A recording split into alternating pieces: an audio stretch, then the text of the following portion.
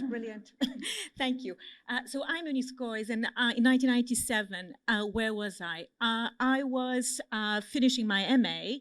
I'm Portuguese, by the way, and I was supposed to do, like so many migrants or European students who come to Britain, to do a master's or a dissertation on my own country, and that was the plan, something on the transition to democracy. But I arrived in late 1996, and I was completely caught up by the debates in Britain, and ended up doing a PhD on New Labour. So that was essentially how exciting, how changing, how influential those debates and the debates of New Labour were, not only in Britain, but also for Europe.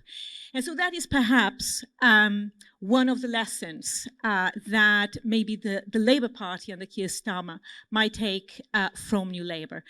Like Stella, I also believe that there is a danger in reading too much into the past. The past is a foreign country. We do things differently there, as a famous novelist wrote. And the 1990s were indeed very, very different from the 2020s that we're experiencing now. I remember well that the 1990s were a decade of neoliberal exuberance, great economic growth, low inflation was also taken for granted.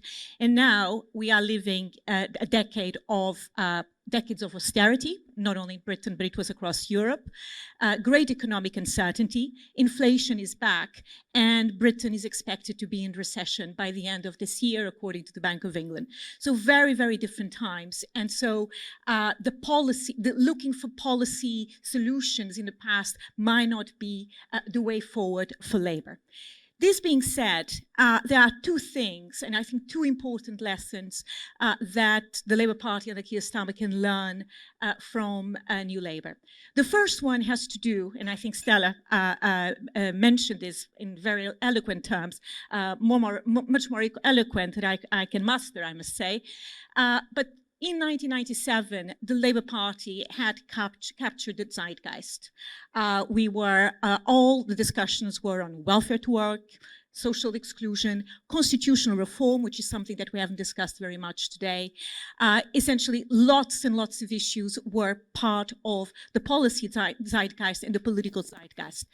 And New Labour had created even a movement in Europe. There was the whole discussions across Europe about modernizing social democracy. There was discussions and heated debates about the third wave, progressive center-left politics, and so on. So that was a clear demonstration that New Labour had captured the zeitgeist. It sounded fresh, it was zingy. The policies that it promised were transformational, even if they were not as much as they had promised to be in 1997. So this is what we had in the 1990s. In the 2020s, we are living in a very different era. Keir Starmer has been Labour leader, and he was elected Labour leader in the midst of a pandemic. The country has been in lockdown, so he has been leading the Labour Party in very different circumstances. But there are lots of issues, important issues, that the Labour Party should be taking on, and that could promise a transformational agenda, just like it was proposed in the 1990s. In fact, the consensus, the ideational consensus of the 2020s goes very much in the direction of a social democratic future. We see the organizations, the IMF, the OECD, the Financial Times, which in the 1990s were defending flexible labor markets, more markets, globalization, and so on, nowadays are making very different arguments. They are defending state intervention. They are saying that public deficits are not the most important issue that governments are facing. They are concerned with low levels of trade union membership and link them to the rise of inequalities. So there is very powerful institutions making the case for what could look like a social democratic agenda. And yet the Labour Party and the Keir Starmer is sounding very timid, is almost afraid of saying anything interesting, social democratic, distinct, that can make the Labour Party distinctive. At best, what is offered are the promise of competence, which is important, but as David Miliband said today, is not enough. to win an election. Labour has to offer something more transformational, a real project based on real ideas. And that is actually the other lesson, the other important lesson that the Labour Party should follow, which is to take ideas seriously. Ideas are very important for the Labour Party. The Labour Party has always taken ideas very seriously.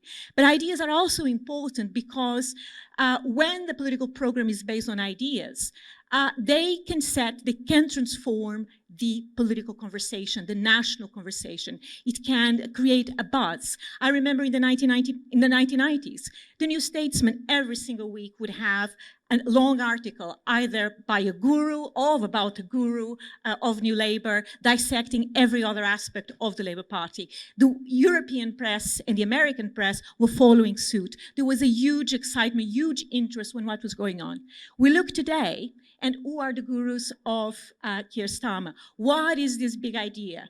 What are the think tanks that are researching, developing the policies that he's going to propose in 2 years' time? And the election is in 2 years' time. So perhaps, if there are lessons to be taken, the thinking about those ideas, thinking about that transformational agenda, would lead voters to, in 2 years' time, to face the ballot box with not just with the idea of getting rid of the Conservative government, but actually of hoping for something different, transformational, and that will make them hopeful for the future. Brilliant. Thank you very much.